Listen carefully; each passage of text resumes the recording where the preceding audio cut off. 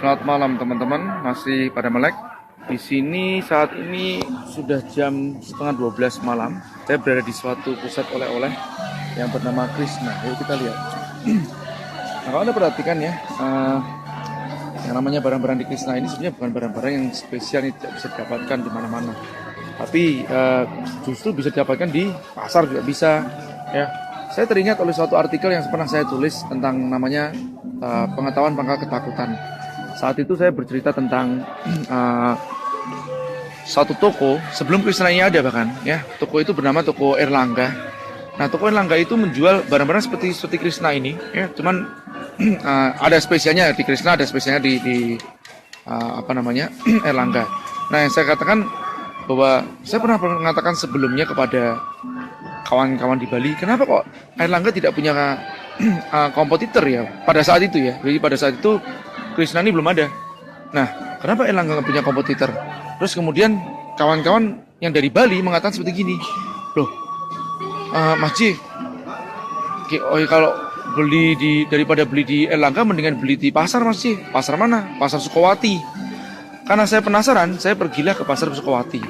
Nah, di pasar Sukowati itu waktu itu saya mencari ya barang-barang oleh-oleh lah seperti itu ya, ada lukisan ya, saya tunjukkan lukisan-lukisan contohnya.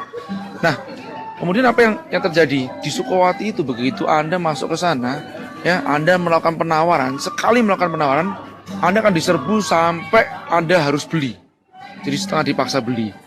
Jadi lucu ya, ya memang ini adalah sedikit karakternya sebagian orang di pasar itu seperti itu ya. Nah, jadi yang pertama saya beli di sana merasa tidak nyaman sekali, harganya seperti dipukul pada saat awal. Tapi karena sudah sampai sana ya, oke lah, saya terpaksa untuk melakukan penawaran. Jadi pada saat melakukan, ada yang lewat sebentar. Ini lagi live nih. Ya, sama. Kamu ketahuan. Lagi live di Juragan Forum nih. Nah, jadi pada saat itu, ya ini barang-barang seperti gini nih. Saya waktu itu menawar. Dari harga penawaran awalnya, tingginya luar biasa, mungkin kurang dari sepertiga ya, itu bisa Anda dapatkan, kurang dari sepertiga. Nah, Anda bisa bayangkan nggak, kalau Anda nggak ngerti harga, Anda pasti akan ketipu itu ya, yang namanya beli di daerah pasar sana. Nah, jadi setelah itu saya pulang, ya, saya menuliskan suatu artikel, saya bilang, saya beneran pada saat pengalaman saya itu, saya tidak merasa tidak nyaman untuk beli di tempat pasar tradisional, ya. Jadi jangan dipikir saya tidak mau menghidupkan pasar tradisional, tidak. Justru kebanyakan pasar tradisional itu dia tidak menerapkan prinsip syariah dibandingkan dengan pasar retail yang modern seperti ini. Oke, kita coba lihat ya. Harga suatu lukisan ini berapa? Oke. Tuh, Rp25.000 ya. Saya lebih baik ya saya beli di sini Rp25.000. Anggap aja lah. Kalau di Krishna, di mana di Sukowati saya bisa mendapatkan harga Rp20.000 misalkan lah. Lebih murah Rp5.000 aja. Tapi saya di sini nyaman, ber-AC. Terus kemudian saya mau milih seenaknya saya sendiri. Di sana saya milih sudah direpotin oleh mereka, ya. Kemudian harganya transparan. Jadi Rp5.000 lebih mahal buat saya is okay. Oke. Buat saya ini masih disebut namanya reasonable price. Jadi harga yang masih masuk akal. Nah, jadi buat saya, teman-teman, waktu itu kawan-kawan dari Bali mengatakan, "Oh, Mas, ngapain beli tempatnya Erlangga, beli tempatnya toko seperti di pasar seperti Sukowati aja bisa dapat lebih murah." Buat saya ini yang sebenarnya pengetahuan pangkal ketakutan. Saya sendiri adalah orang yang pelancong gitu ya, tidak mengerti harga sesungguhnya kalau lukisan ini berapa. Oke? Nah, jadi mereka yang berpikir pelanggan itu tahu. Padahal sebenarnya pelanggan itu tidak tahu. Coba kalau saya tanya kepada Anda, berapa harga lukisan ini? Berapa harga lukisan ini? Oke. Nah, nggak tahu kan? Kenapa? Ini termasuk kategori barang-barang yang berharga gelap, alias kita nggak benar-benar ngerti harga standarnya berapa. Rp135.000. Coba saya kasih tunjuk lagi barang yang lain. Contoh sederhana ya. Kita coba cari kerajinan. Oke. Nih bumerang nih. Berapa harga bumerang ini? Tahu Anda? Bisa nebak coba berapa? Nih coba tebakan Anda bener nggak? Saya aja ngerti, mungkin 20.000, mungkin 25.000, mungkin 35.000, 17.500. Buat saya harganya masuk akal kan, terjangkau kan. Nah ini yang saya sebut namanya harga gelap. Kita tidak mengerti harga sesungguhnya itu berapa. Ya, kita nggak ngerti ini harga sesungguhnya berapa. Berapa nih? 5.000, 6.000, 10.000, 7.500. Ya, saya tidak ngerti harga sesungguhnya berapa. Nah, banyak dari Anda yang mengetahui harga dasar atau harga pokok kulakan Anda itu berapa. Yang terjadi apa? Justru malah dari situ Anda berpikir orang lain atau si pembeli tahu. Sehingga Anda menjual dengan harga yang sangat banting-bantingan harga.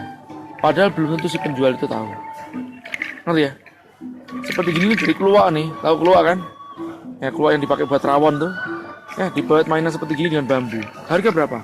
Coba tebak. Ternyata 12.500 saja. Oke kan? Anda dikasih 12.500 suruh buat seperti gini juga puyeng kan? Ya, sepeda seperti ini coba berapa? Harga gelap kan? Bener nggak tahu harga gelap? Maka dari itu ya, nih kalau punya usaha yang barangnya harganya harga gelap gini, ya paling enak. Apalagi varian produknya banyak banget seperti ini. Siapa yang mau menghafal varian produk sebanyak ini? Betul teman-teman. Siapa yang mau menghafal? Nah, betul. Jadi inilah teman-teman satu pelajaran yang kita bisa petik, bahwa kalau Anda tahu sesuatu, jangan berpikir 85.000 rupiah, cakep ya. Jangan berpikir bahwa konsumen Anda akan tahu harga pokoknya berapa, ya. Apalagi kalau varian produknya banyak sekali. Jadi pedelah aja, ya, memberikan harga. Yang penting harga itu masih wajar, bukan mukul berlebihan sehingga orang tidak mampu membeli atau enggan untuk membeli. Oke ya, paham ya? Di sini apalagi yang saya dua contoh makanan di sana juga harganya saya juga nggak benar-benar tahu. Namanya kacang koro, kacang apa itu harganya berapa? Nggak benar-benar tahu. Sandal seperti ini harganya berapa? Nggak tahu saya. Ini payung kipas seperti harganya berapa? Nggak tahu saya. Batik ini harganya berapa? Nggak tahu saya. Kosnya berapa? Apalagi nggak ngerti saya. Oke? Nah, berapa sih harga oleh-oleh ini? Saya nggak tahu saya. Ini nggak tahu saya. Harganya nyaris gelap semuanya. Ya. Nah, jadi jangan takut ya teman-teman untuk berjualan. Selamat malam. Kita lanjutkan belanja. Ini jam segini masih buka ya. Oh ya, satu lagi. Erlangga tidak buka di malam hari. Hanya Krisna yang buka di malam hari. Anda bisa lihat ya. Ini namanya parkir penuh luar biasa jam segini. Nah, ini dia mengamati dari yang disebut namanya behavior pasarnya luar biasa ya. Mereka mengerti bahwa orang-orang yang ke tempat wisata seperti Bali ini, mereka itu kan maunya siang hari itu menghabiskan waktu untuk apa? Ke pantai, ke tempat wisata, ke mana Uluwatu tadi melihat sunset ya. Nah, jadi mereka tidak punya waktu sebetulnya untuk membeli oleh-oleh gitu kan, atau kekurangan waktu lah ibaratnya. Jika Anda membuka seperti Krisna ini dengan membuka 24 jam, Anda akan lebih laris dibandingkan yang lain pastinya kan. Gitu loh. Erlangga tidak buka siang hari, tidak buka malam hari, dan hanya Krisna yang buka malam hari. Hebat ya. Wow. Tuh, rombongan men. Oke, baik teman-teman, sekian dari saya.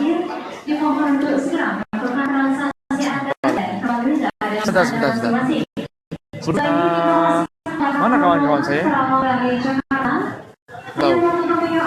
Oke, bye-bye.